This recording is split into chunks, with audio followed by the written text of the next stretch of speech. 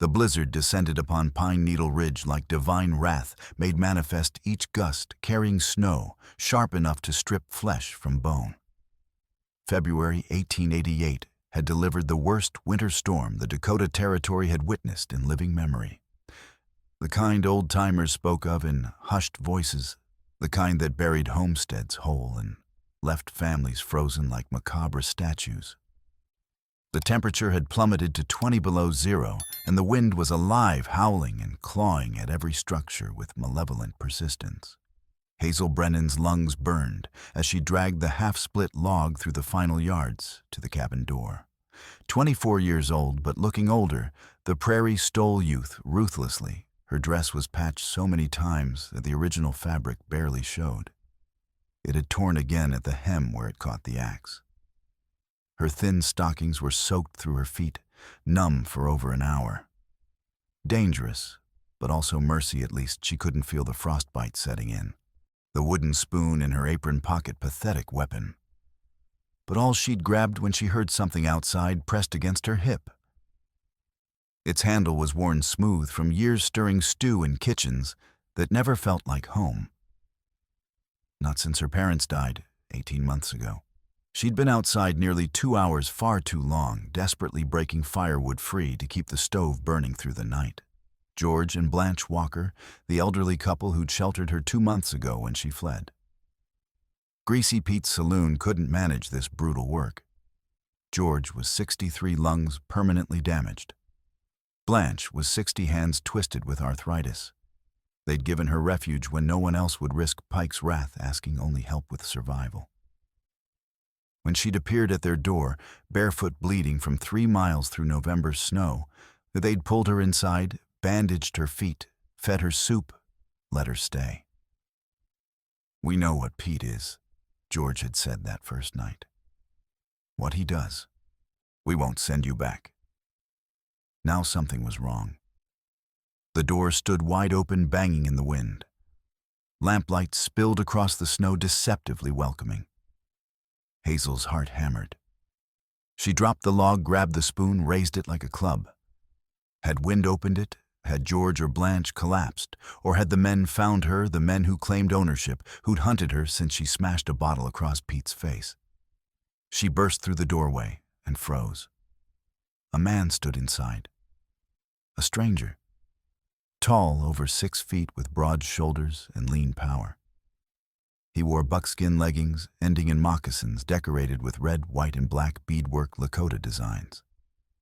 His fringed shirt was darkened with melted snow. Long black hair tied with rawhide-framed angular features, sharp cheekbones, strong jaw, copper skin. Early 30s.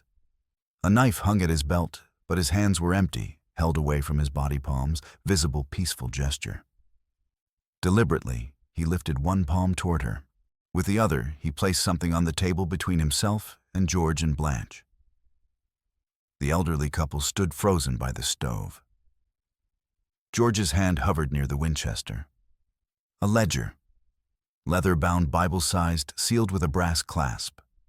Its edges were stained dark blood or mud. "Tracks lead here," the man said, voice low and steady, carefully enunciated. "Men who took women. Your name is on their list." Hazel's breath caught. Before she could respond, a rifle cracked from the cottonwoods. The man moved instantly. He pivoted with liquid grace, stepping between her and the door, his hand finding her shoulder, firm but not bruising, guiding her behind the thick doorframe.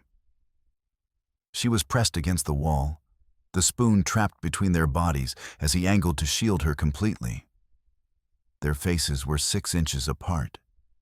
His breathing was controlled despite the movement, each breath frosting. Hers was ragged pulse hammering. His eyes locked on hers, dark, intensely focused. Not threatening, not soft, just utterly present, as if seeing not just her face, but everything beneath, every fear, every hope, every ounce of stubborn determination. "Stay low," he murmured, breath warm against her ear. He adjusted the door, creating a barrier without blocking his view. Silence followed, heavy with menace. "Blanche," Get away from that window, George said, voice shaking. Now. Blanche moved quickly despite her pain, ducking below the sill, pressing against the wall. Her twisted hands gripped a rag knuckles white. The stranger didn't move from his protective position. She could feel coiled readiness in his muscles, the tension of a predator waiting. "Who are you?"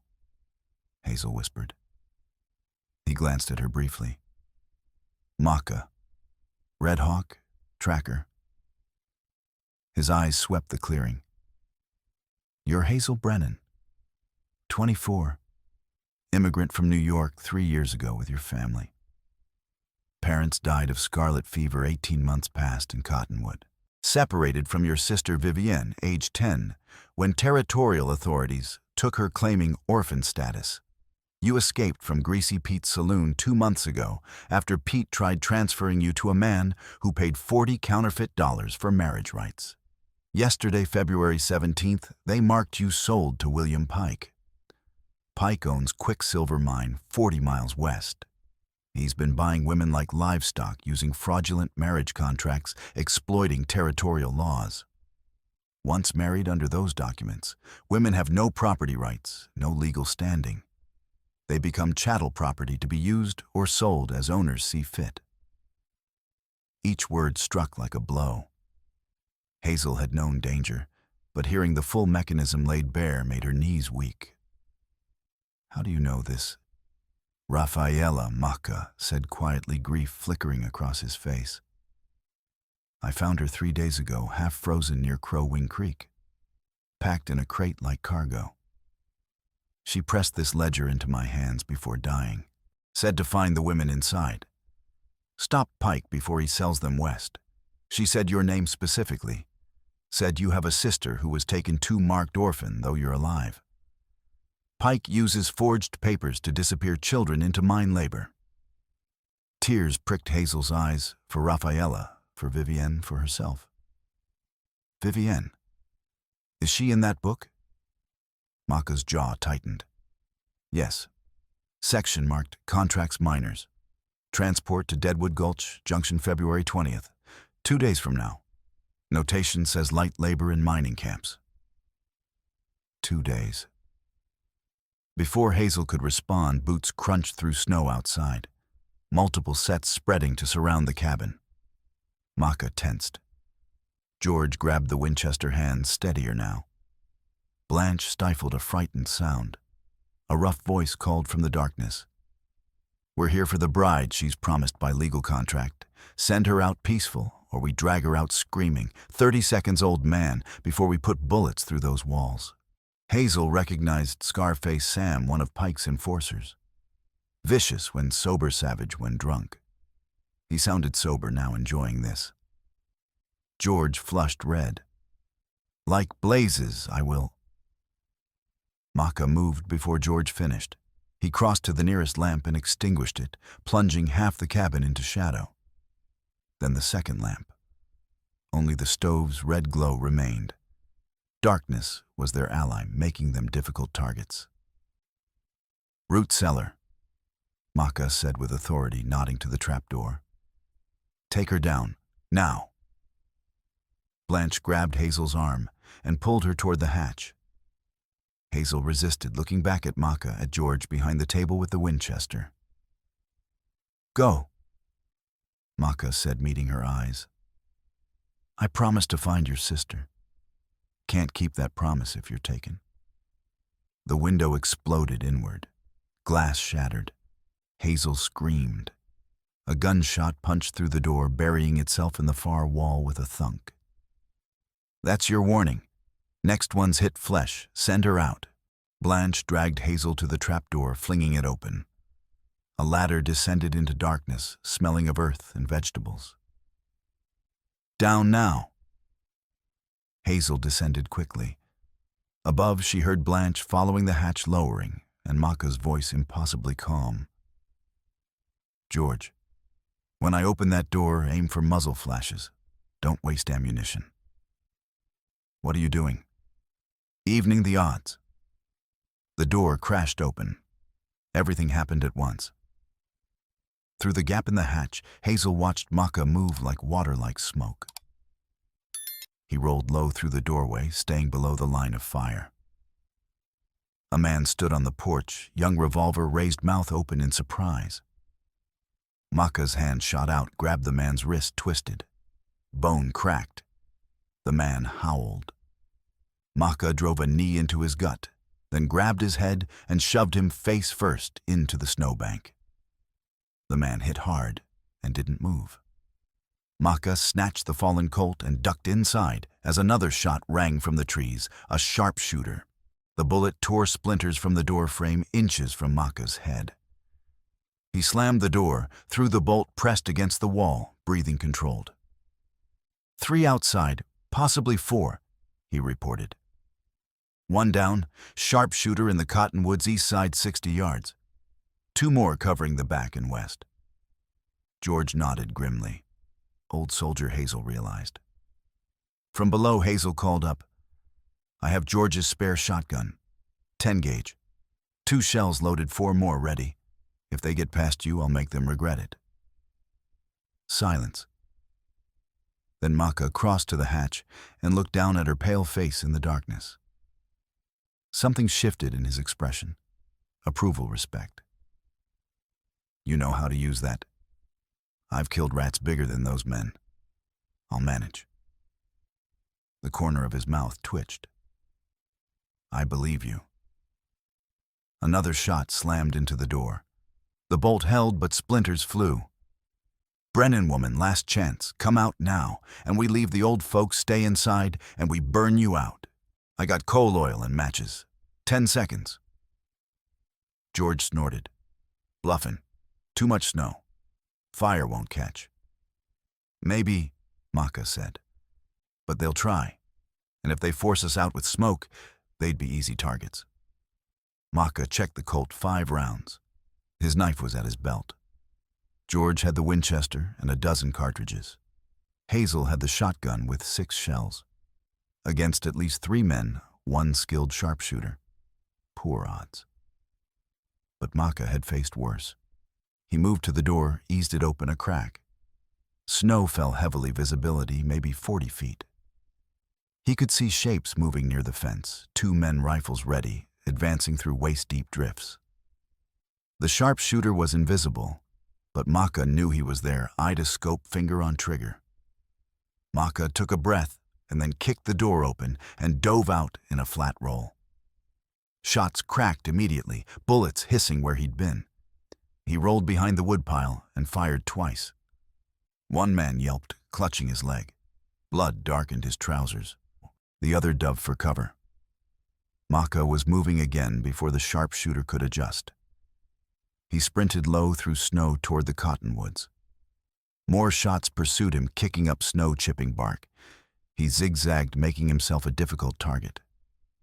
He reached the trees and threw himself behind a massive trunk, just as a bullet slammed into wood, shuddering the entire tree. Close. Too close. He waited, listening.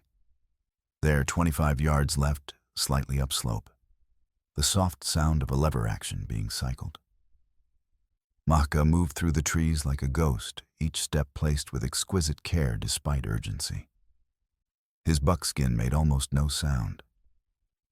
He found the sharpshooter behind a fallen log, excellent position, overlooking the cabin. The man had a Sharp's buffalo gun, could punch through a man at 300 yards.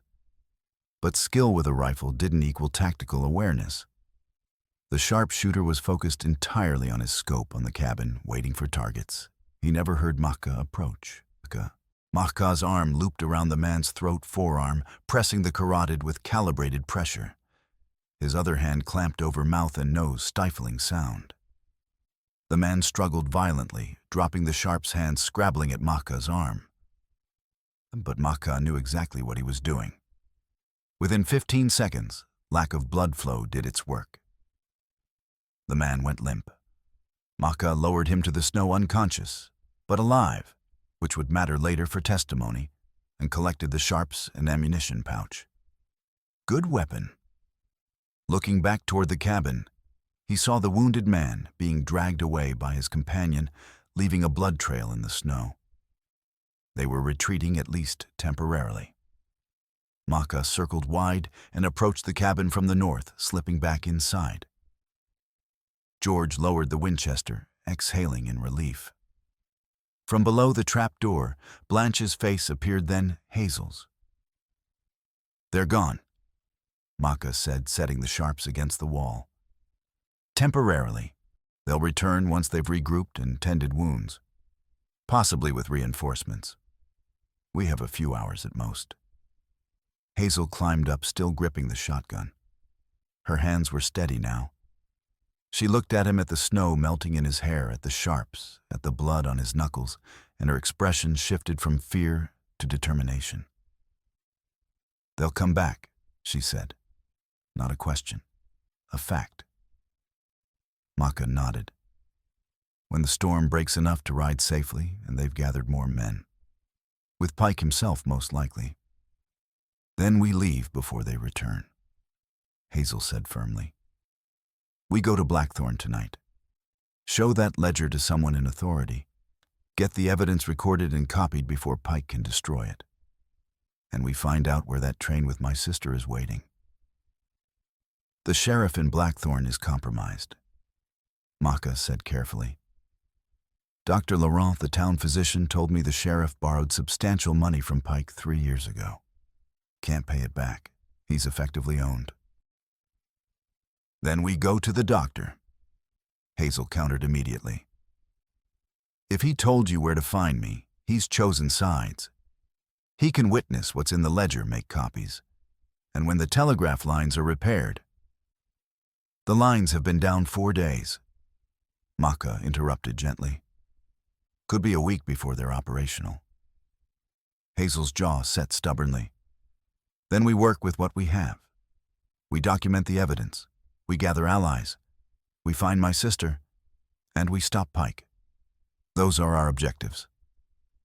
From near the stove, George cleared his throat. Both Hazel and Maka turned. The old man's face was pale but resolute. "There's something you need to know," George said quietly. "About Pike. About me and my connection to it all." Everyone went still. 20 years ago. George began, voice shaking. "I didn't just survey Pike's dam. I was his partner. His silent partner, investing my entire life, savings, everything Blanche and I had scraped together over 30 years, into what he told me was a legitimate water rights venture." Blanche made a soft, pained sound. "Pike was younger then, maybe 30, but already sharp and dangerous. He had plans. He was going to dam Crow Wing Creek, control water flow, sell rights to homesteaders and ranchers. It sounded like good business, legal business. So I invested $1,500. Every penny we had." His hands trembled on the Winchester. "For a while, it worked exactly as promised. The dam went up. I did the survey and engineering. Money flowed in. We were going to be comfortable." He paused, swallowing hard. "Then I found out what Pike was really doing. Not just controlling water for profit, but weaponizing it. Deliberately cutting off homesteaders who wouldn't sell. Strangling livestock, killing crops, forcing them to sell or abandon claims. Using violence when economic pressure wasn't enough. I realized I was complicit. My survey, my engineering, my money, it was all making Pike's evil possible." "George," Blanche whispered, tears streaming. "I tried to pull out." George continued, voice breaking. "Pike said I was in too deep. Said if I left or talked, he'd make sure everyone knew I was a full partner. That I'd hang alongside him if the law caught up. I believed him. I was terrified. So I took what little money he'd let me have, a fraction of my investment, and I kept copies of everything. The original survey showing the dam was structurally unsound and illegally cited. The water rights documents with Pike's forged signatures. My own investment papers proving I'd been involved." He looked directly at Hazel. "I kept it all in a tin box with Dr. Laurent, told him it was important papers, but never said what. I thought, Maybe someday I'd find courage to use them. To stop Pike. His voice dropped to a whisper. But I never did. For 20 years I was a coward. I let people suffer because I was afraid. Silence filled the cabin. Maka spoke first, thoughtful rather than judgmental. Those documents, the original survey, and the water rights forgeries combined with this ledger, they're enough to destroy Pike completely. Not just stop his current operation, but expose 2 decades of systematic fraud and property theft. They tie everything together. Water fraud, land theft, and now human trafficking. All part of the same criminal enterprise. Which is why I'm telling you now, George said, straightening slightly. I can't undo 20 years of cowardice. Can't give back all the years I stayed silent. But I can give you the tools to finish him. Use those documents. Combine them with the ledger. Stop him permanently. Make my shame mean something. Hazel crossed the room and took George's hand in both of hers, squeezing. You're giving us the means to not just stop Pike, but to change the laws that let men like him operate. That's not nothing, George. That's everything. Within the hour, they'd prepared to leave. 4 people on 3 horses, Maka on his paint mare. Hazel and Blanche sharing a massive draft horse Laurent had loaned George months ago. George riding behind Maka, his compromised lungs unable to handle riding alone in the brutal cold.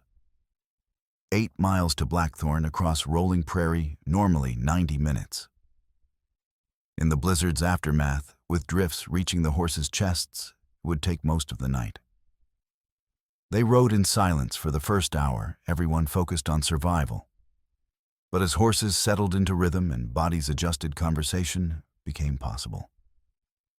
Hazel, riding close enough that their stirrups occasionally brushed, voiced the question burning in her mind. Your wife, Winona, how exactly did she die? Maka was silent so long, Hazel thought he wouldn't answer. Then he spoke, voice carefully controlled, but unable to mask old grief. Her name was Winona. Winter woman, named for the season of her birth during the hardest winter in my grandmother's memory. We married when I was 27, she was 24. It was a good marriage, a partnership. She was strong, skilled with horses, could track almost as well as I could.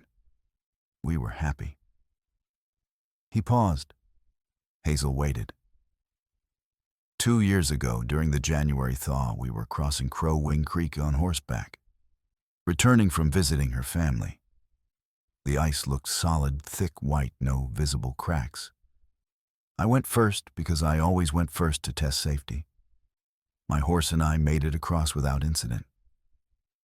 His hands tightened on the reins. Winona followed.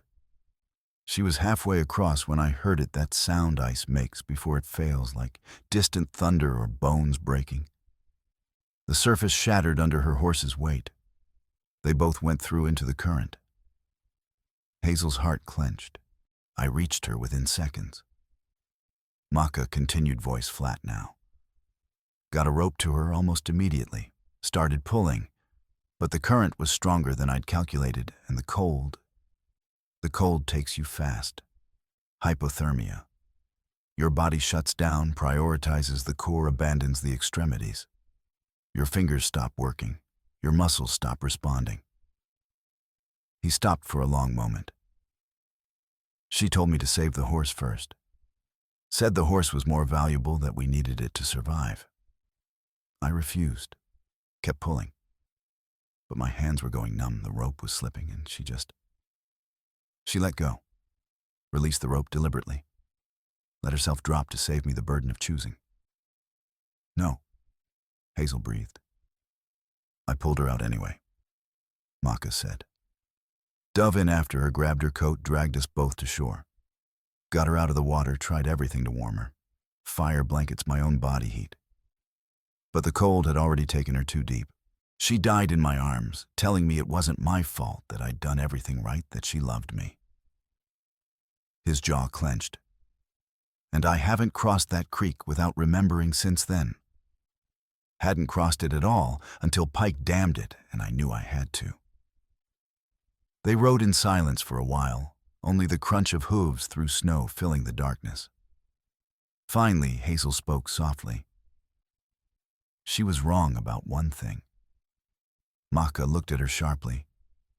Not about loving you, not about you doing everything possible, but about it not being your fault. She was right about that. It genuinely wasn't your fault. The ice breaking wasn't a failure of judgment. The cold taking her wasn't something you could have prevented. Nature is brutal and random, and sometimes people die despite our best efforts. That's not failure.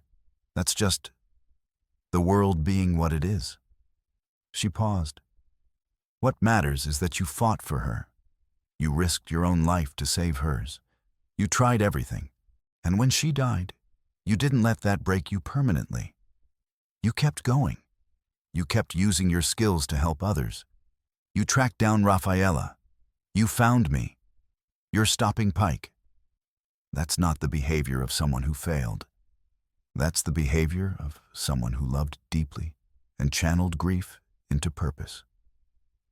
Maka stared at her for a long moment, then nodded slowly and turned his attention back to the trail.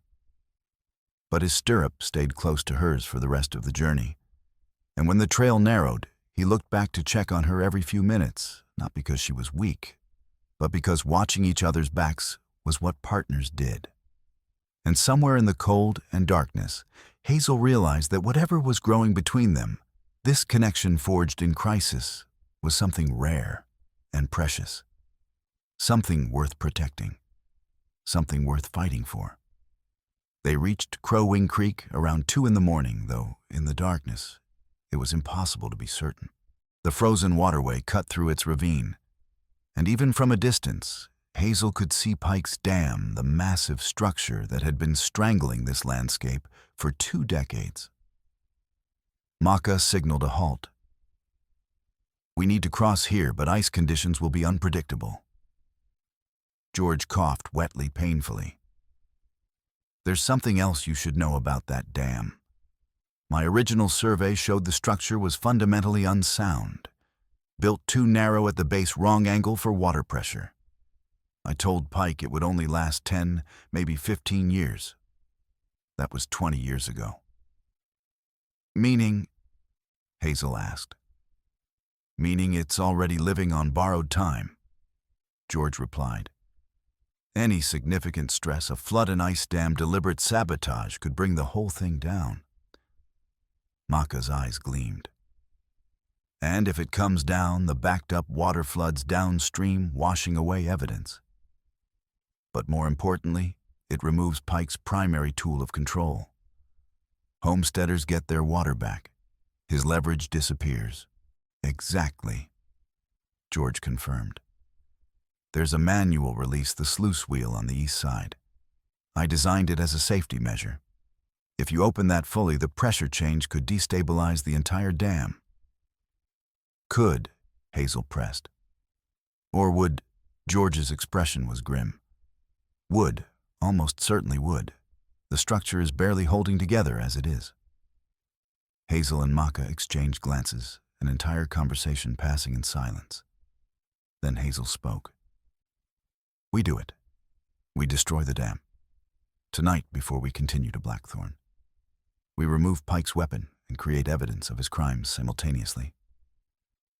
It's dangerous, Maka warned. If the dam fails while we're near it, then we move fast. Hazel interrupted. But we do it. This is about more than my sister, more than the women in that ledger. This is about freeing an entire region from 20 years of exploitation. Laurent, silent for most of the ride, spoke up. I agree with Hazel. This is our opportunity. We take it. Maka studied them, then nodded. Then we take it. But carefully and quickly.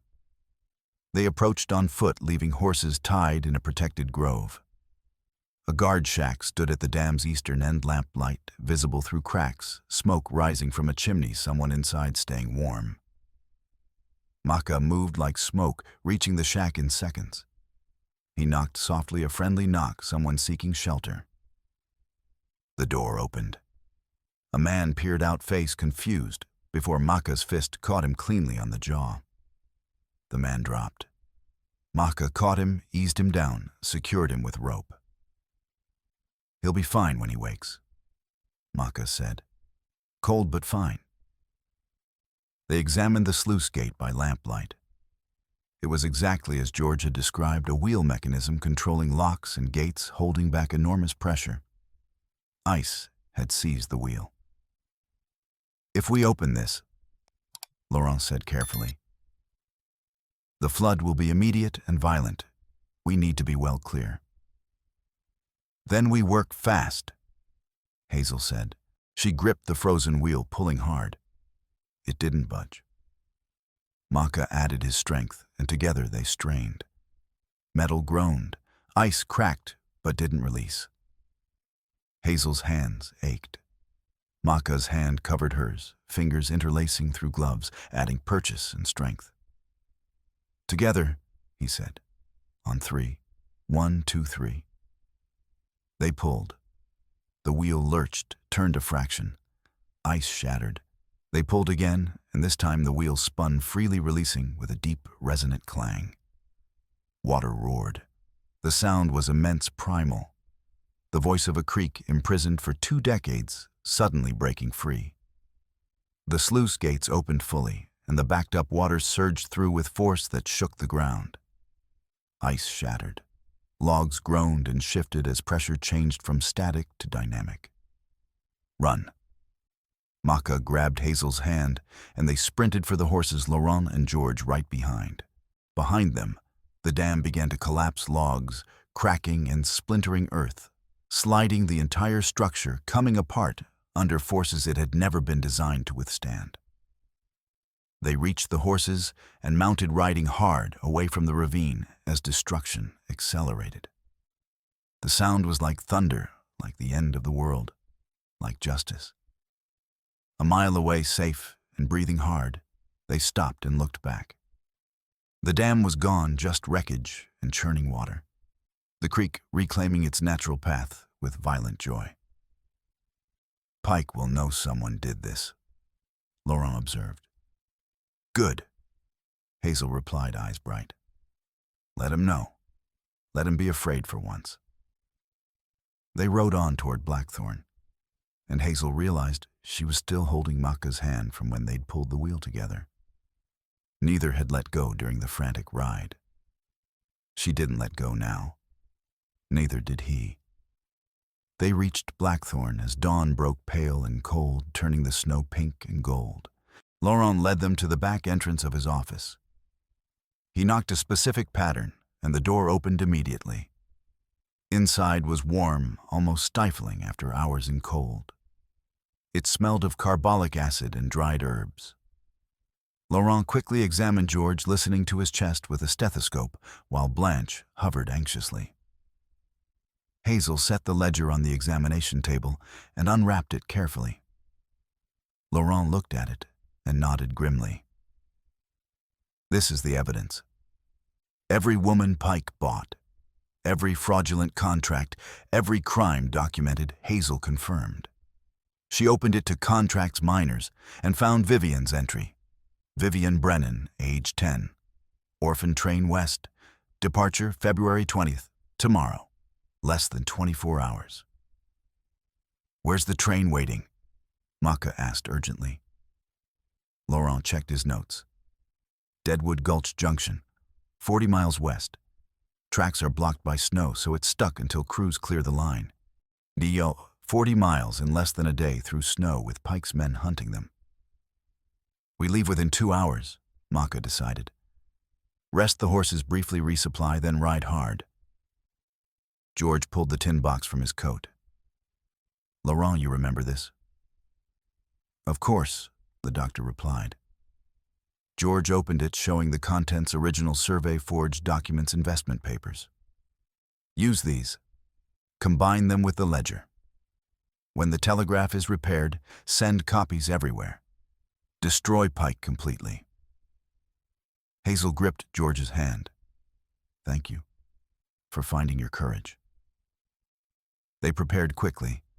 Laurent packed medical supplies and food. Hazel checked her weapons, the Colt, the shotgun. Maka studied maps, planning the fastest route. As they worked, Hazel found herself standing close to Maka, shoulders nearly touching. "We're going to find her," she said quietly.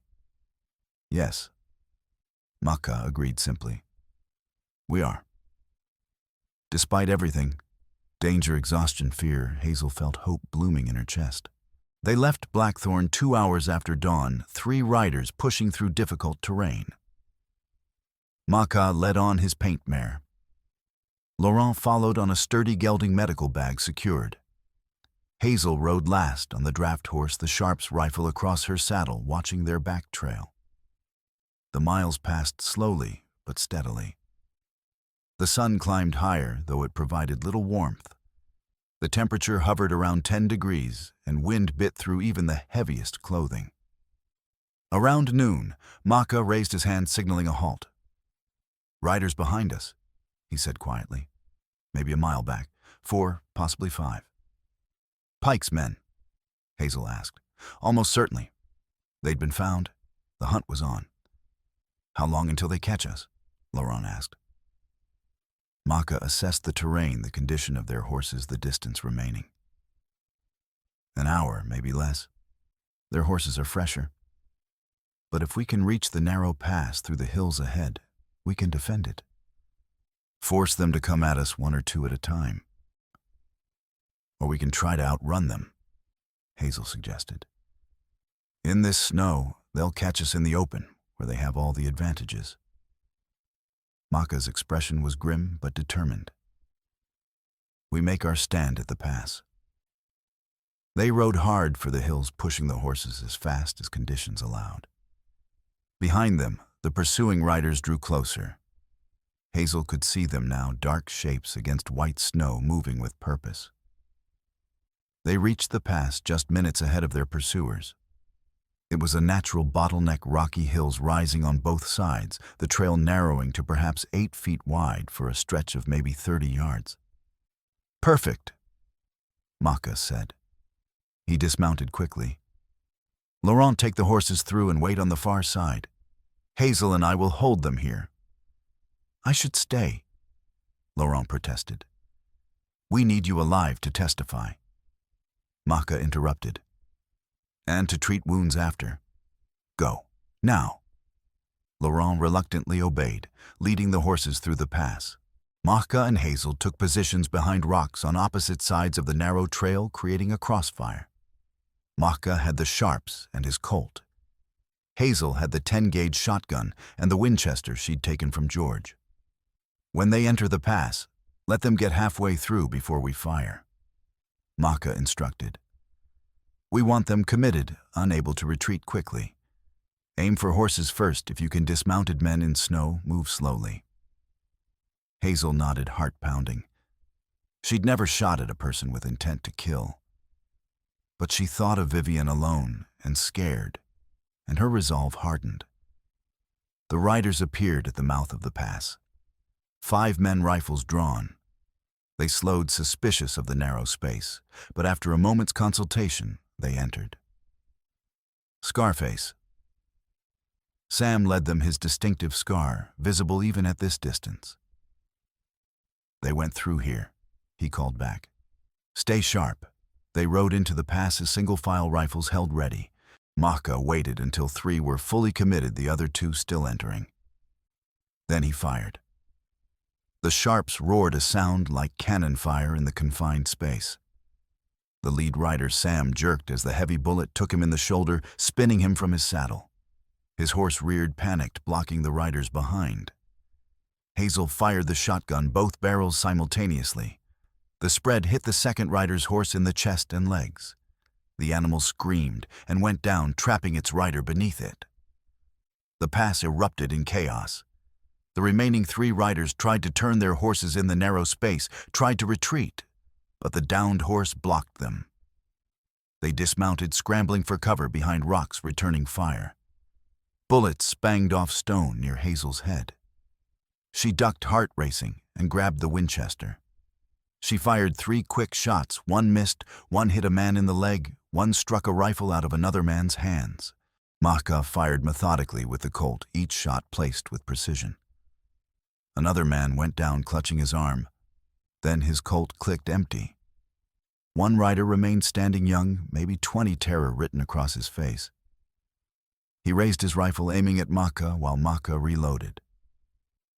Hazel didn't hesitate. She fired the Winchester. The bullet took the young man in the shoulders, spinning him. He dropped his rifle and fell. Sudden silence. Gun smoke drifted in the cold air. "Stay down," Maka called to the wounded men. "Next shots won't be as merciful."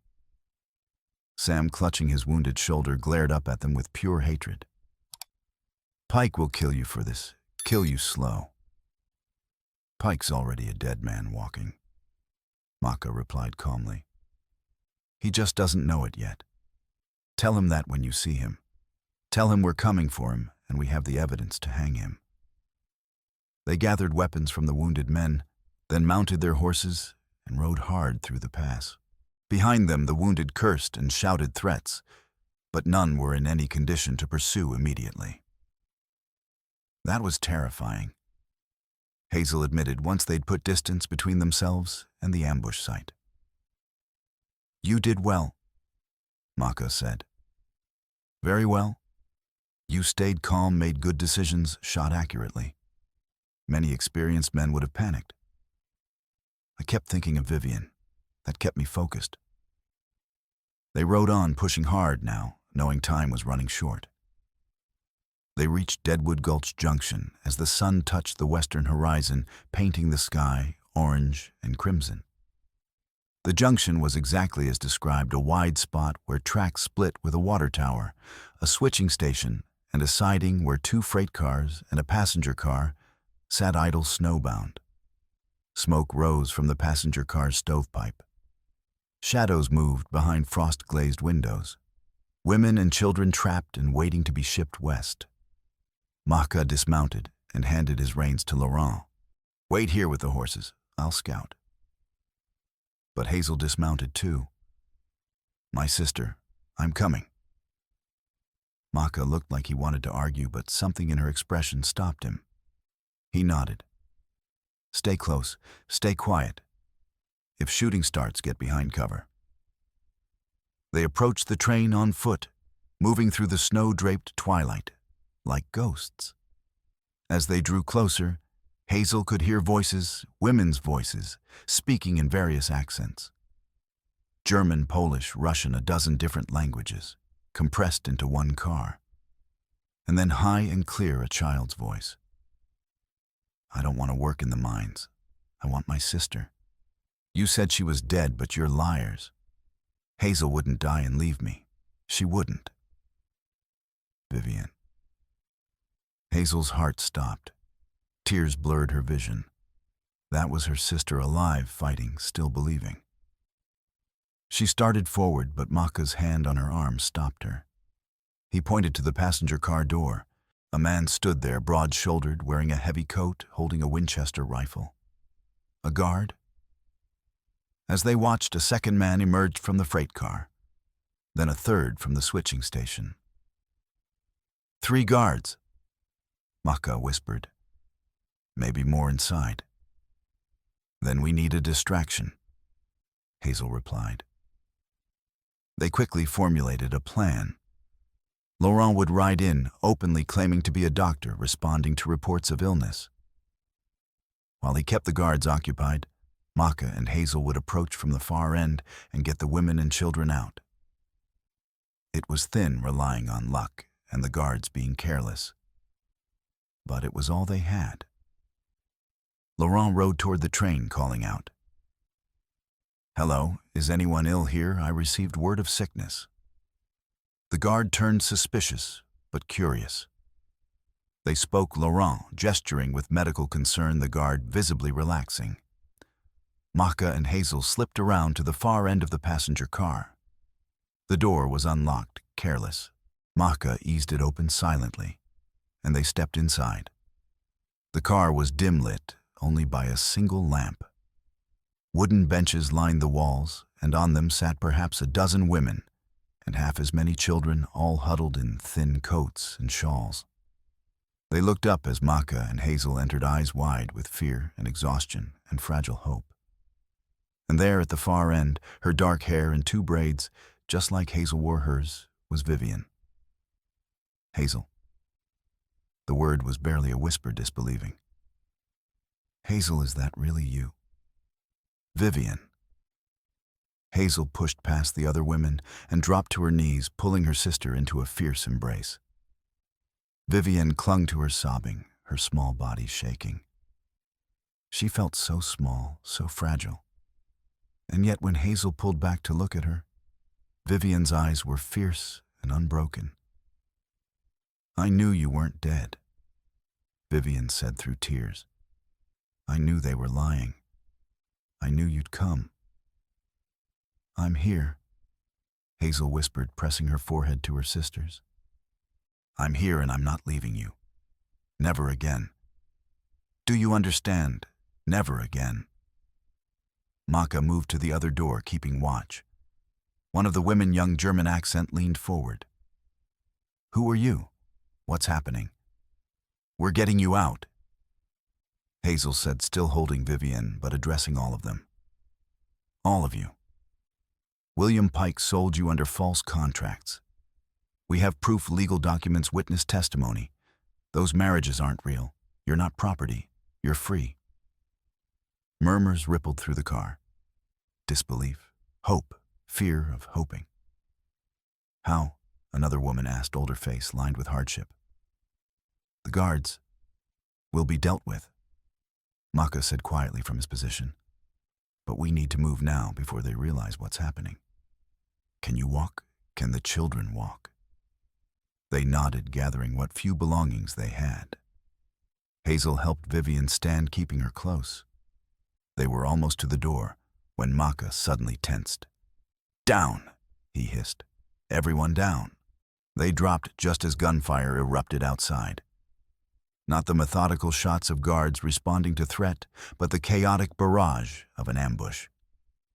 Through the window, Hazel saw riders approaching from the west, a dozen men on horseback, led by a figure in a wolf fur coat.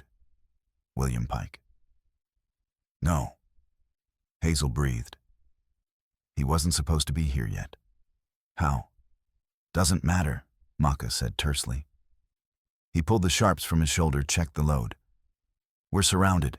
We need to get these women to cover. But even as he spoke, Pike's voice boomed across the junction. Hazel Brennan, I know you're in there. I know Red Hawk is with you. I know you have my property, my women, my ledger, my future. He laughed, a sound like breaking glass. You really thought you could stop me. You really thought a half-breed tracker and a runaway whore could bring down an empire I've been building for 20 years. Hazel's hands clenched into fists. Beside her, Maka's jaw tightened. Those women in that car. Pike continued. They're bought and paid for, already marked as married in territorial records. No law will help them because the law says they belong to their husbands. And those husbands, my buyers, are powerful men who don't like having their property stolen. One of the women in the car made a soft, hopeless sound. Hazel turned to her, to all of them. He's lying. The marriages aren't legal. The documents are forged. We have proof. What proof? It was a different voice, not from outside, but from within the car. Hazel spun. One of the women, mid-30s, dark hair, calculating eyes, had stood. She held a small derringer aimed at Hazel. What proof? The woman repeated. You say you have documents, but where? How do we know you're not just another person making promises that'll disappear when things get hard? Who are you? Maka asked, his voice dangerous. My name is Elena, and I work for Pike. She smiled coldly. Or I did. Until I saw what's in that ledger you're carrying. Hazel's hand moved toward the Colt at her belt, but Elena shook her head. Don't. I'm not here to stop you. I'm here to help you. but I need to know you actually have the proof you claim." It was a twist Hazel hadn't expected. "You work for Pike, but you want to help us." "I worked for Pike," Elena corrected. Past tense. "I've been moving his women for 2 years, telling myself it was just business, that they'd be treated well, that the marriages were real." Her expression hardened. "But I heard what Rafaela said before she died. I saw her condition, and I realized I've been part of something evil. So yes, I'll help you. But first prove you can actually stop him." Hazel pulled the ledger from inside her coat and held it up. "This is Pike's own records. Every woman he bought, every price, every forged contract. And we have more survey documents proving his dam was illegal water rights fraud going back 2 decades, testimony from a doctor and a former partner." Elena stared at the ledger, then lowered the derringer. "Then we have a chance. But we need to move fast. Pike has at least 15 men out there. If he rushes this car, we're dead." "Then we don't stay in the car," Maka said. He pointed to the freight car. "We move everyone to the freight car, use it as a fortress. It's built heavier, fewer windows, better protection." "They'll surround us," Elena pointed out. "Let them," Hazel said suddenly. An idea was forming. "The freight car, what's in it?" "Supplies for the mine," Elena replied. "Tools, rope, blasting powder for excavation." "Blasting powder?" Hazel interrupted, looking at Maka. "How much?" Elena's eyes widened as she realized what Hazel was suggesting. "Several small kegs, maybe 50 pounds total." "Enough," Maka said grimly. "If we can set it properly, we can create a diversion. Blow the freight car, scatter Pike's men, escape in the chaos." "That's insane," one of the other women said. "So is staying here to be captured," Hazel countered. She looked around at all of them, women and children, frightened but not broken. "Pike wants us to feel helpless, wants us to believe we have no choices, but we do. We can fight back. Who's with me?" Slowly, one by one, hands rose. Even the children, even Vivienne. They were with her. "Then let's move," Maka said, quickly and quietly. They transferred everyone to the freight car, a tense few minutes of moving through darkness, while Pike's men positioned themselves outside. Laurent met them there with medical supplies and extra weapons he'd scavenged. Inside the freight car, they found exactly what Elena had described. Tools, rope, and several small kegs of blasting powder wrapped in waxed paper. Primitive but effective explosives used for breaking rock. Maka examined them expertly. "We can set a delayed fuse. Give us 2 minutes to get everyone clear." "How do we get clear?" Elena asked. "They've surrounded us." Hazel moved to the far end of the car and looked out. "The creek, the one Pike dammed. It's flooding from when we destroyed the dam. If we can reach it, they can't follow on horseback. The water's too high current, too strong." "Can everyone swim?" Laurent asked. "Doesn't matter," Hazel replied. "It's our only chance." They prepared quickly. Maka set the fuse, a length of treated cord that would burn for approximately 2 minutes. Hazel positioned everyone at the far door, ready to run. Laurent distributed rope for those who couldn't swim well to hold onto. Outside, Pike's voice called again. "I'm giving you one last chance. Send out my women and the ledger, and I'll let the rest of you live. Keep them, and I'll burn that car with all of you inside." "He's bluffing again," someone muttered. "Well, no, he's not," Elena said quietly. "Pike doesn't bluff. He'll do exactly what he says." As if to prove her point, a bottle smashed against the side of the car, and suddenly flames licked up the wooden wall. Alwa's stoppered bottle of lamp oil with a rag fuse whiskey and a rag, primitive but effective. "Fire!" one of the women screamed. Children started crying. Panic threatened to erupt. Now, Maka shouted. He lit the fuse it caught with a sizzle sparking as it burned. Everyone out, run for the creek, don't stop. They poured out the far door, women, children running desperately through snow toward the distant ravine. Hazel kept Vivian close, one arm around her sister's shoulders. Bullets kicked up snow around them as Pike's men opened fire. But the range was long and targets were moving. They reached the creek. The water was wild, churning with broken ice, swollen with the flood from the destroyed dam. It was at least 40 feet across now, far wider than normal. "How do we cross?" someone cried. Hazel spotted a massive cottonwood that had recently fallen, its trunk spanning most of the distance. It was slick with ice and snow barely wide enough to walk on, and ended about 10 feet short of the far bank. But it was something. "The tree," she shouted. "Cross on the tree, then jump the gap." "That's impossible," Elena protested. "Then we die here," Hazel replied. She handed Vivian to the nearest woman. "Get across, all of you. I'll go first to show it's possible." Before anyone could argue, she stepped onto the log. It was treacherous, shifting slightly under her weight. She moved carefully, arms out for balance, not looking down at the churning water below. One step, another. The log groaned but held. She reached the far end. The gap to the bank looked farther than 10 feet, maybe 12. And the bank was higher than the log. She'd have to jump up and across and hope she caught something. Behind her at the train junction, the fuse was burning down. Maybe 30 seconds left. No time to hesitate. Hazel jumped. For a heartbeat, she was airborne, the creek roaring below, and then her hands caught the snowy bank. Her feet scrabbled for purchase. She hauled herself up with strength, born of desperation, rolled onto solid ground. "Send the children," she called back. "One at a time, I'll catch them." They sent Vivian first. The 10-year-old moved, slowly, terrified, but she moved. She reached the end and jumped. Hazel caught her, pulled her up, held her tight for one precious second. Then the next child. And the next. One by one they crossed.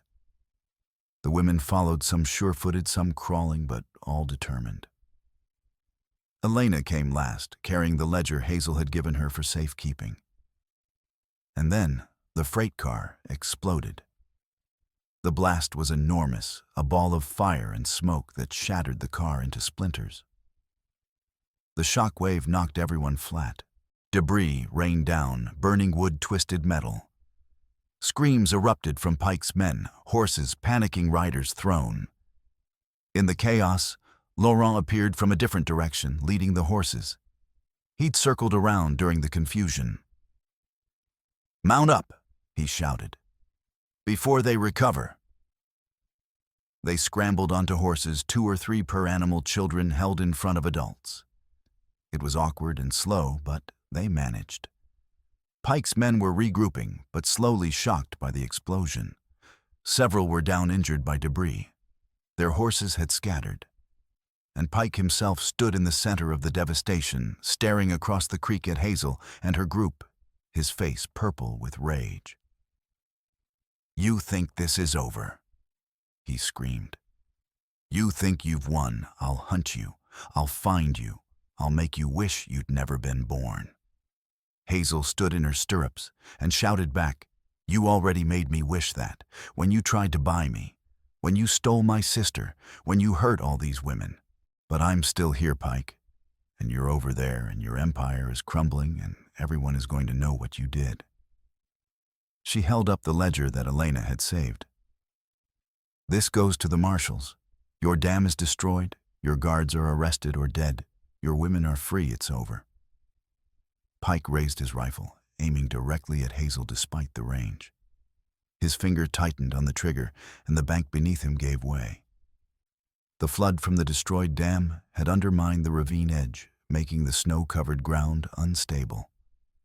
Pike's weight, combined with his horse shifting nervously beneath him, was too much.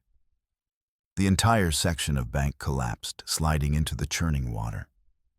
Pike went in with a scream that cut off as water closed over him. His wolf fur coat, so impressive and intimidating, became an anchor dragging him down. He surfaced once arms, flailing desperately, mouth open, in a shout that might have been for help or might have been a curse. Then the current grabbed him and swept him downstream. His men ran along the bank trying to keep up, but the current was faster. Within seconds, Pike had rounded a bend and disappeared from view. Hazel stared at the spot where he'd vanished, waiting for him to resurface, waiting for him to claw his way back and prove that evil wasn't so easily defeated. But the creek just kept flowing cold and indifferent. "Is he?" Vivian whispered.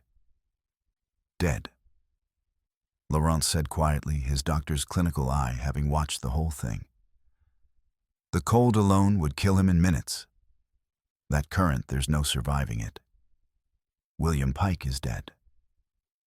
The words rippled through the group.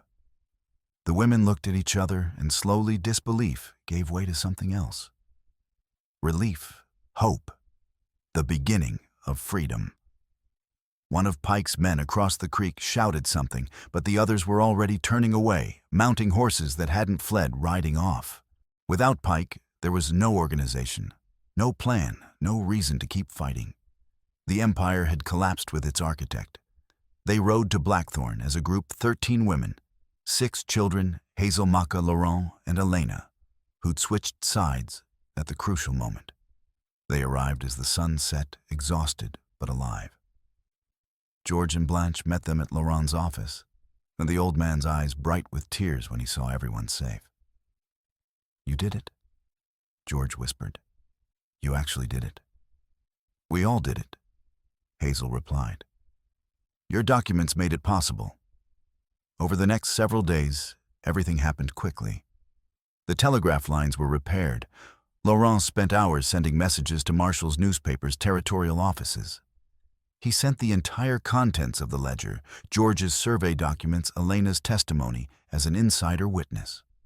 Within a week, federal marshals arrived from Cottonwood. They interviewed everyone: Hazel, Maka, George, Blanche, Laurent, Elena, every woman and child from the train. They photographed the ledger with Jasper's wet plate camera. They collected debris from the destroyed dam as physical proof. They arrested Greasy Pete, who confessed within an hour in exchange for prison rather than hanging. He named names: Pike's buyers, associates, corrupt officials. The corruption went deep, but now it was exposed. Pike's body was found 3 days later, caught in driftwood 5 miles downstream. They buried him in an unmarked grave outside Blackthorn. No one attended the funeral except the gravedigger. The trial was held in Cottonwood 3 weeks later, with a judge from Pierre ensuring impartiality. It lasted 3 days. The prosecution presented the ledger, the survey documents, the photographs, and more than 20 witnesses. The defense had nothing. The evidence was overwhelming. The scene moved quickly for the audience, but in the record it unfolded over filings, continuances, and sworn depositions. The verdict was unanimous. Pike's operation was declared a criminal enterprise. All property seized under his water fraud was ordered returned. The dam site was declared a hazard and ordered permanently dismantled. Every marriage contract he'd arranged was declared null and void. The children were returned to families where possible or placed with reputable guardians. Most importantly, the territorial legislature passed new laws over the following weeks and months. Water monopolies were banned without community approval. Penalties for human trafficking were drastically increased. Property rights for married women were codified and strengthened. Orphan trains were subjected to new regulations requiring verification of actual orphan status. Pike's ledger and George's documents had changed territorial law. The women from the train stayed in Blackthorn initially. With help from Laurent and guilt-stricken townspeople, they opened a boarding house specifically for immigrant women, a safe place to stay, while learning English finding work, establishing themselves without fear. Katrine, the young German woman, managed the house with efficient precision. Elena, grateful for redemption, handled accounts and used her knowledge of Pike's network to help authorities track down other victims. Others found work as seamstresses, cooks, teachers. Hazel worked the homestead on Pine Needle Ridge that George and Blanche had signed over to her. "You saved us," Blanche had said, crying. "This is the least we can do." Maka helped her work the land, his knowledge invaluable. Together, they repaired the cabin, strengthened outbuildings, planned for spring planting. They worked side by side from dawn to dusk, and somewhere in that work, their partnership deepened into something that no longer needed words. He stayed in the shed George had used for tools, converting it into basic sleeping space. Propriety mattered, even on the frontier. But every evening they shared supper at the cabin table with Vivian, chattering between them, and every evening Maka's hand would brush Hazel's as they passed dishes, and every evening they'd sit by the fire, afterward shoulders touching until the embers died. It was courtship, frontier-style, practical, grounded in work and shared purpose. But underneath it all, a current of feeling that grew stronger daily. 3 months after Pike's death, on a warm May evening with prairie grass turning green and wildflowers blooming, Maka asked Hazel to walk with him to the buffalo stone by the creek. They sat on the smooth stone, shaped by water and time, watching the sunset paint the sky orange and gold. Maka was quiet for a long time, and Hazel waited. Finally, he spoke. "I've been thinking about the future, about what comes next." "And?" Hazel prompted gently. "I want to stay here, permanently. Not just for planting season or until some job calls me away, but to build something lasting." He turned to look at her. "I want to establish a tracking and guide service, help settlers navigate safely, help lost people find their way home, help marshals track criminals. Be useful. Be rooted somewhere instead of always moving." "That sounds good," Hazel said. "Important work." "It would require a permanent base," Maka continued. "A place to come back to, a home." He paused. "I was thinking, perhaps the homestead could be that base, if the woman who owns it would be willing to have me as a permanent partner, in the work, in the land." His hand found hers. "In life." Hazel's breath caught. This was a proposal, not with flowery language or a ring, but in the practical, honest way of the frontier, an offer of partnership, of shared work and shared life. It was exactly what she wanted. "I'd be willing," she said quietly. "Very willing. But I need you to understand something first. I've been property once under Pike's ledger, marked as bought and sold. I will never be that again. If we do this, if we marry, it has to be a true partnership. Equal say in decisions, equal ownership of the land, equal respect. I wouldn't want it any other way." Maka replied immediately. "I don't need a wife who obeys. I need a partner who challenges me, who makes me better, who fights beside me. That's you. I'm not looking to own you, Hazel. I'm looking to walk beside you for whatever time we have." Hazel smiled, tears in her eyes now, but good tears. "Then yes. Yes, I'll marry you. I'll be your partner in all things." Maka leaned forward and kissed her, then gently at first, then deeper as she responded. It was their first real kiss, 3 months of restrained affection finally released. When they pulled apart, both breathing hard, Maka rested his forehead against hers. "There's something else. In my tradition, marriage isn't just a single ceremony. It's a process.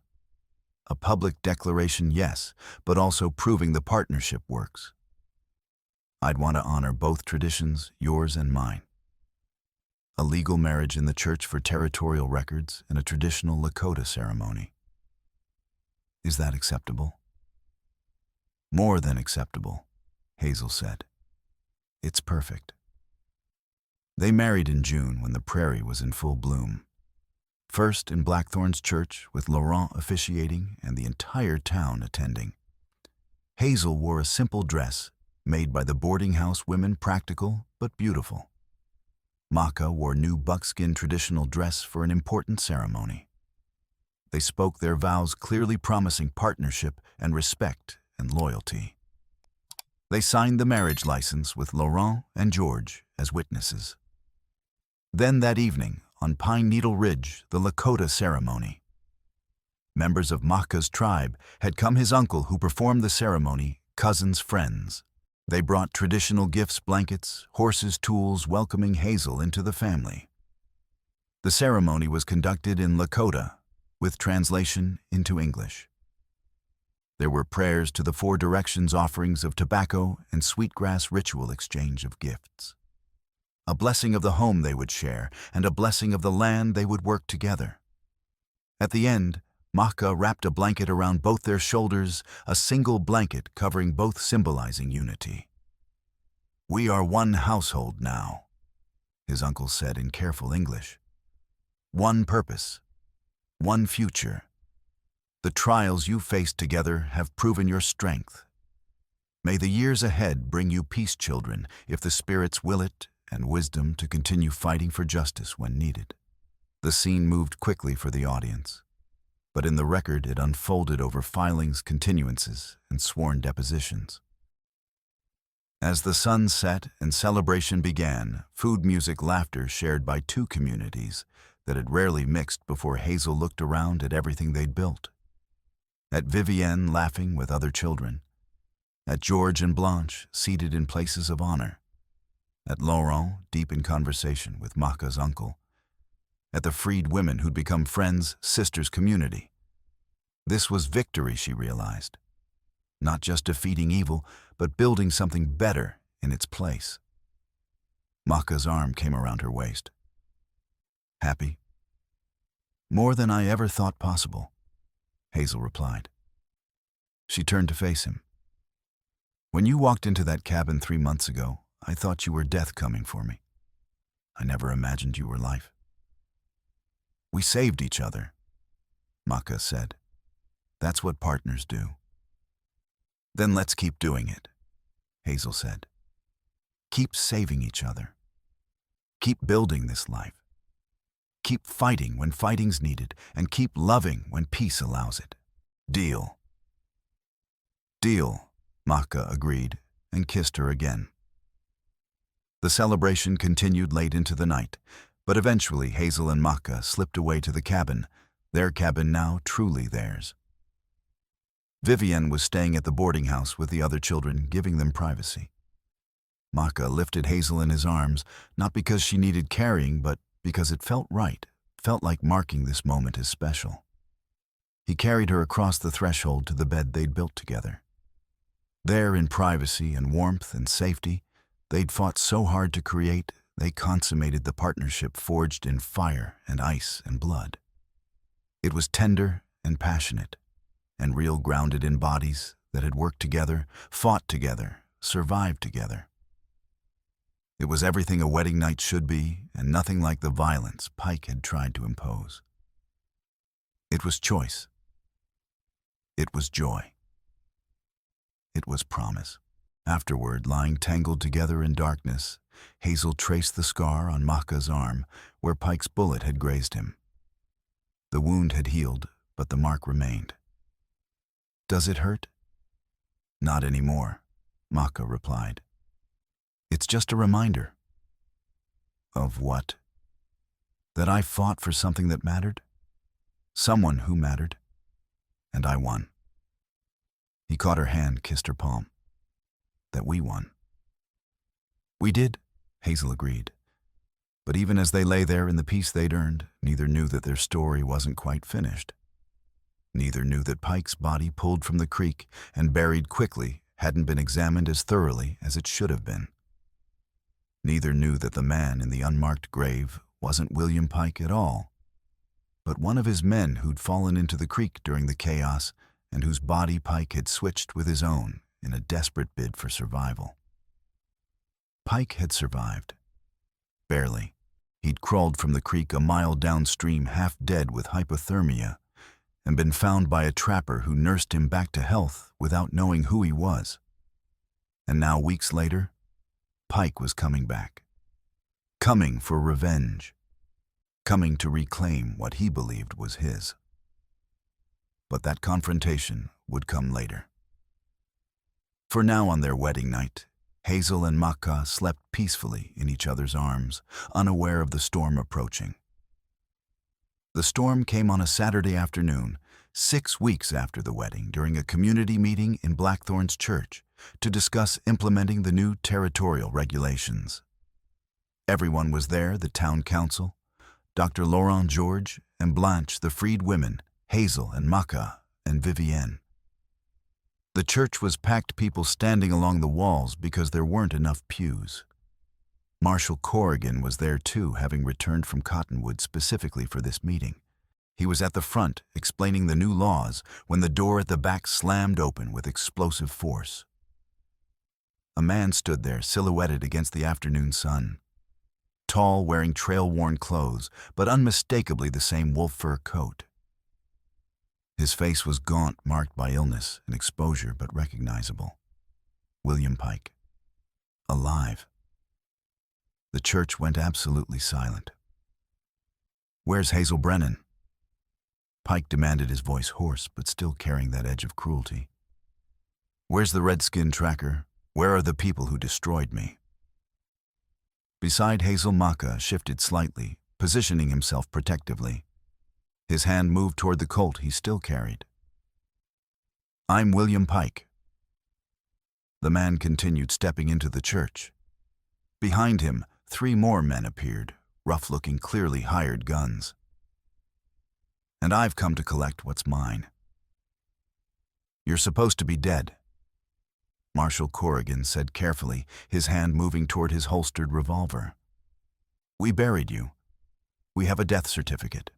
You buried some poor fool who drowned," Pike said with a cold smile. "I survived. Barely, but I survived.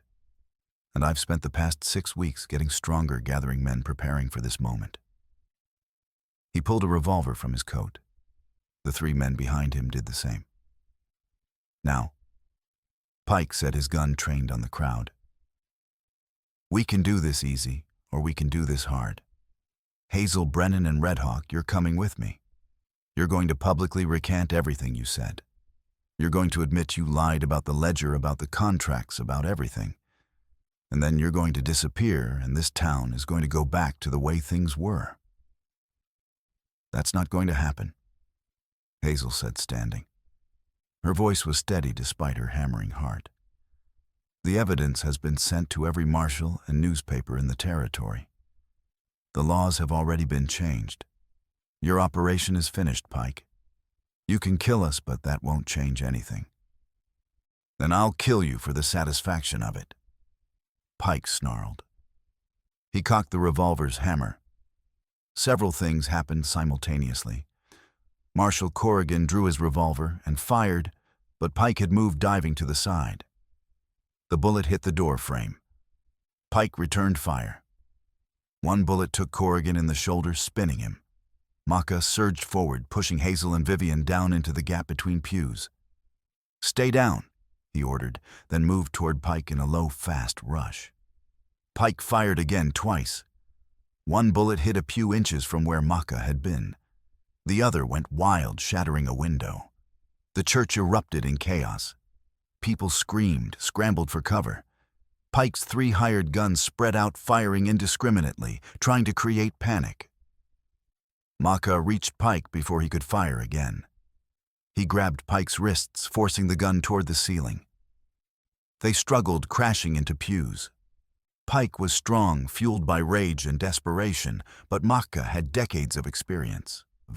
He twisted through his weight forward, slammed Pike into the wall. One of the hired guns aimed at Maka's back. Hazel, ignoring Maka's order to stay down, grabbed the fallen Colt from Corrigan and fired. The bullet took the hired gun in the leg. He went down screaming. The second hired gun turned his weapon toward Hazel. Elena, who'd been sitting quietly in a back pew, produced a derringer from her skirts and shot him in the arm.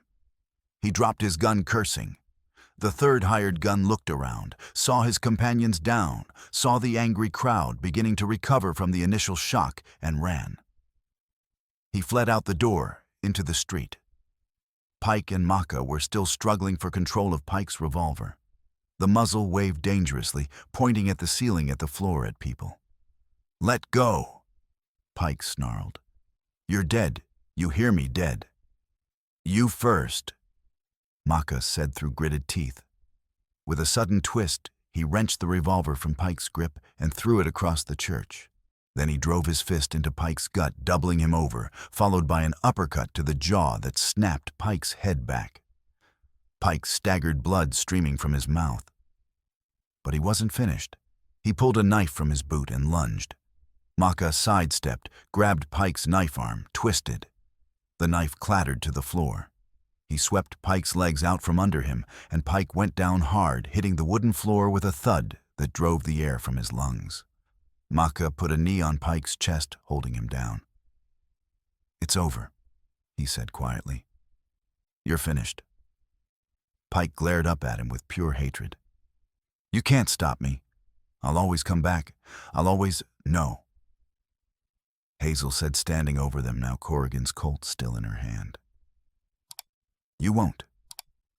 Because this time you're going to face justice. Real justice. A real trial. A real hanging. Everyone will know what you did. Your name will be synonymous with evil. And when you're dead, you'll be forgotten, entirely buried in an unmarked grave where you belong." Pike's face contorted with rage. He tried to surge up, but Maka held him easily. George appeared with rope where he'd gotten it, Hazel didn't know, and helped tie Pike's hands behind his back. Other townspeople tied up the two wounded hired guns. Marshal Corrigan, bleeding but functional, staggered over. "Pike, William Pike, you're under arrest for attempted murder, assault with a deadly weapon, threatening witnesses, and about 100 other charges. You're going to hang." "I'll escape," Pike spat. "I always do." "Not this time," Corrigan said grimly. "This time I'm personally escorting you to the territorial prison, and I'm staying there until you hang." They dragged Pike out of the church and into the makeshift jail cell in the back of the general store. Dr. Laurent treated Corrigan's shoulder wound through and through, would leave a scar, but wasn't life-threatening. The town slowly calmed. The shattered window was boarded up. People embraced each other, grateful to be alive. Hazel found Maka standing outside the church, staring at nothing, breathing hard. She approached quietly and took his hand. "Are you all right?" "He almost won," Maka said quietly. "If we hadn't been ready, if the church hadn't been full of witnesses, he might have succeeded." "But he didn't," Hazel replied firmly. "We stopped him. Again. And this time he won't come back." Maka turned to look at her. "I thought I'd lost you when he aimed that gun at you." "But you didn't," Hazel interrupted, squeezing his hand. "I'm here. Vivian's safe. Everyone's safe. We won." That night back at the homestead, Hazel and Maka sat on the porch watching stars emerge. Vivienne was asleep inside, exhausted by the day's terror. "No more," Maka said quietly. "No more fighting, no more danger. I want peace. I want to work the land with you. Raise Vivienne, maybe have children of our own someday. I want ordinary life." "Me too," Hazel agreed. She leaned against his shoulder. "We've earned it." They sat in comfortable silence, and as the stars wheeled overhead, Hazel felt something she hadn't felt in years: absolute safety. Absolute peace. Pike was tried 2 weeks later. The trial was even shorter than the first one day. The evidence was overwhelming, and Pike himself was present as living proof that justice had unfinished business. The verdict, guilty on all counts. The sentence, death by hanging. The scene moved quickly for the audience, but in the record it unfolded over filings, continuances, and sworn depositions. He was hanged 3 days later in Cottonwood with Marshal Corrigan and Dr. Laurent as witnesses to ensure it was done properly. Pike's body was examined by 2 doctors to confirm death, then buried in an unmarked grave far from Blackthorn. This time he was truly gone. The years that followed were peaceful. Hazel and Maka worked the homestead together, expanding it gradually. They had 3 children, a daughter they named Rafaela Winona, honoring both the woman who died to expose Pike and the woman Maka had loved and lost. A son they named George, and another daughter called Blanche. All 3 grew up strong and happy, knowing their parents' story and the price of freedom. Vivienne grew up too, attending the territorial school and eventually becoming a teacher herself, dedicated to ensuring other children never faced what she'd endured. George lived another 10 years, long enough to see justice fully done and to hold Hazel's first child. When he died peacefully in his sleep, they buried him on the ridge overlooking the creek with a tombstone reading, George Walker, surveyor, homesteader, witness. He found courage when it mattered. Blanche followed him 2 years later. They were buried side by side. Dorchester. Laurent continued his practice for another 20 years, eventually training a younger doctor to take over. His testimony and records became part of medical school curriculum, teaching future doctors to recognize and document signs of trafficking and abuse. He died at 78, honored by the territory as a hero of justice. Maka built his tracking and guide service exactly as envisioned. He helped lost travelers, tracked criminals for marshals, guided survey crews. He became a bridge between cultures, respected by settlers and tribes alike, trusted because he'd proven himself worthy. And Hazel farmed the homestead, raised their children, and became a voice for women's rights in the territory. Not through grand speeches, but through practical action. She testified before the legislature about exploitation and legal protections. She helped other women navigate property and marriage laws. She wrote letters to newspapers signed with her own name, advocating for change. She never forgot where she'd come from or what it had cost to be free. Every year, on the anniversary of Rafaela's death, Hazel and Maka rode to the bluff where she was buried and placed fresh flowers on her grave. The marker had been upgraded from stones to a proper carved headstone paid for by the women she'd helped save, Rafaela Conti.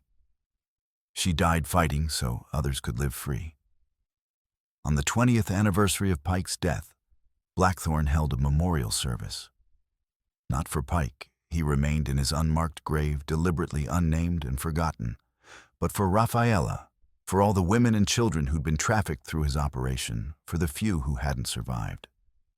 The church was packed again, but this time with purpose and hope rather than fear.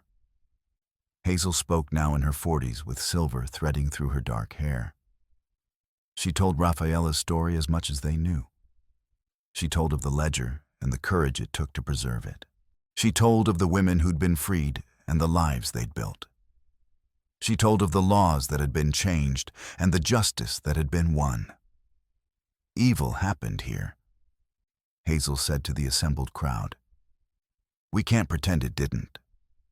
William Pike trafficked human beings. He exploited the vulnerable. He used law and economics and violence to build an empire on suffering. That happened, and then we have to remember it happened so we can prevent it from happening again. But courage happened here too. Rafaela's courage in preserving the evidence.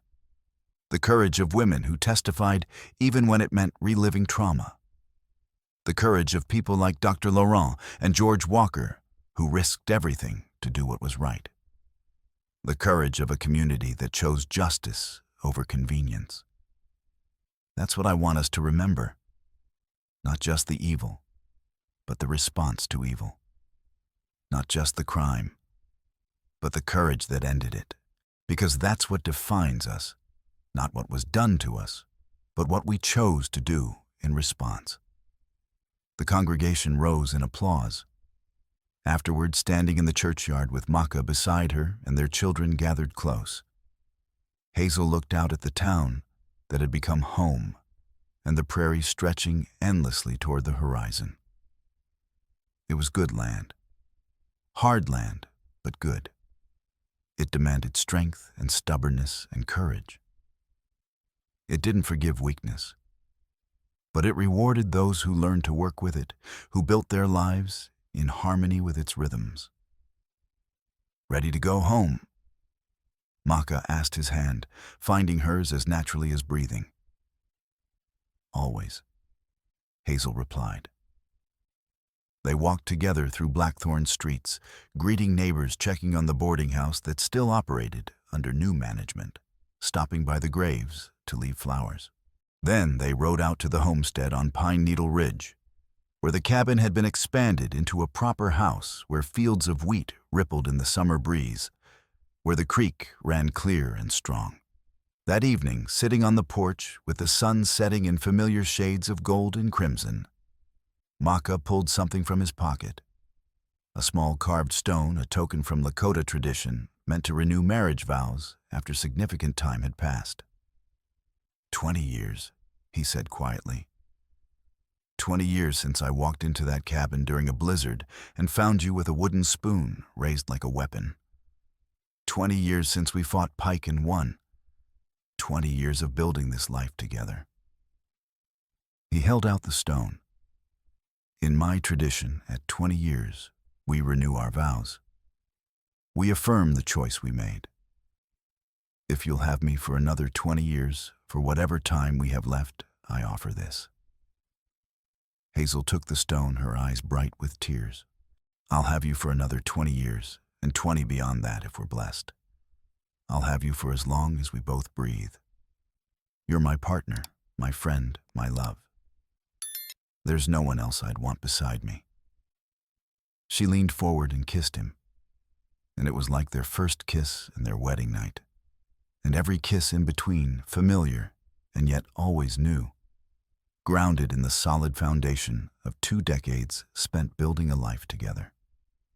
When they pulled apart, Maka smiled a rare, genuine smile that lit up his weathered face. "No regrets. None," Hazel said honestly. "Not about any of it. The fear, the fighting, the danger, it was worth it to get here. To have this life, this family, this freedom."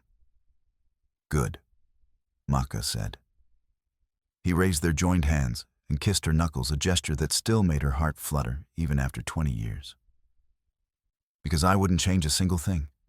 Even the hard parts brought us here, to this, together." "Together," Hazel agreed. "Always together."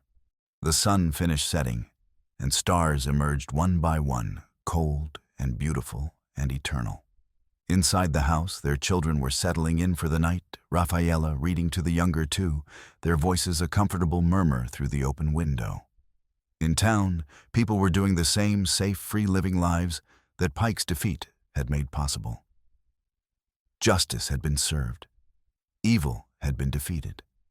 And in the aftermath, something better had been built. Not perfect, never perfect, but better. More just. More humane. More protective of the vulnerable. That was legacy enough for any life.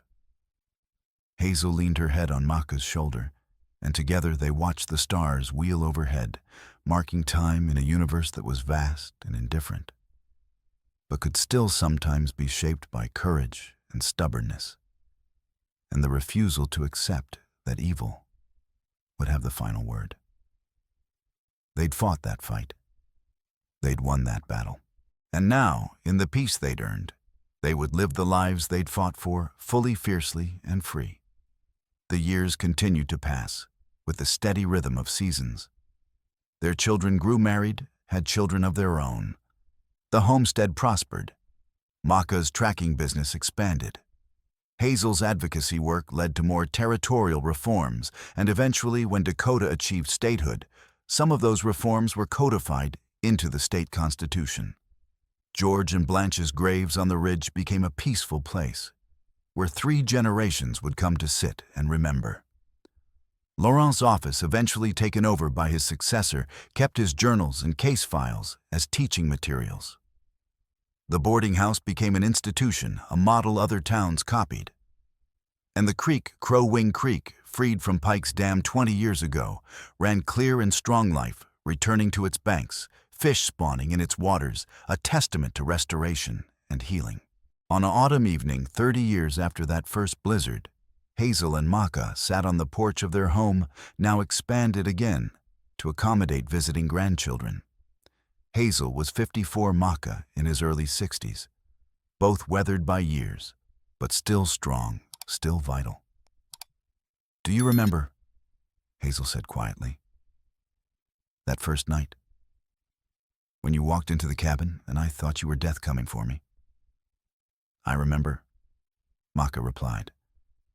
"I remember thinking you were the bravest person I'd ever seen, standing there with a wooden spoon ready to fight impossible odds. I knew in that moment I'd found someone worth fighting for." "We fought for each other," Hazel said. "That's what made the difference." "Yes," Maka agreed. "And we'd do it again, wouldn't we? If we had to." "In a heartbeat," Hazel confirmed. "But I'm grateful we don't have to. That our children and grandchildren can grow up in a world that's even slightly better than the one we found." They sat in comfortable silence, hands clasped, watching the sun paint the prairie in shades of orange and gold. A perfect moment, a peaceful moment, an earned moment. "I love you," Hazel said quietly. "I don't say it enough, but I do. More than I can express." "I know," Maka replied. "I've known since that first day. And I love you. Every day a little more. That's the gift of 30 years together. The love just keeps growing." As darkness fell and stars emerged, they remained on the porch, reluctant to go inside and end the moment. Life was good. Life was peaceful. Life was exactly what they'd fought so hard to create. And in the morning, there would be work to do. The land never stopped demanding attention. There would be grandchildren to teach community meetings, to attend always something requiring their energy and expertise. But tonight, they had this peace, this love, this hard-won freedom. It was enough. It was everything.